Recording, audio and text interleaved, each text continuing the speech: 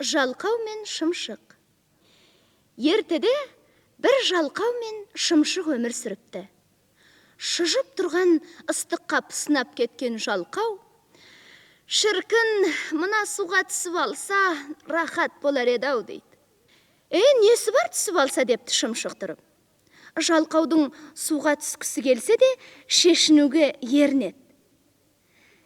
Сеніңше суға түсу оп-оңай болған екен. Батып кетсем қайтем? Батып бара жатсаң, шап беріп қияқ шөпке жармас. Қияқ қолымды қиып кетсе қайтем? Тері қолғап киіп ал. Иә саған, тері қолғаптан су өтіп кетсе қайтем? Су өтсе кептіресің.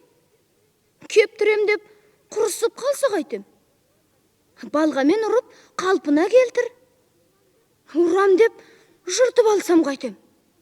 Жыртып алсаң, инемен тігіп ал. Инені саусағыма шаншып алсам қайтем? Оймақ кисең шаншымайсың дейді шымшық. Шымшықтың қайтарған әр жауабына жалқау булығып, ыза болады да, әй сені ме деп тұра ұмтылады. Шымшық саңғытып ұша жөнеледі. Жалқау киім-миіммен суға күмп етіп құлайды.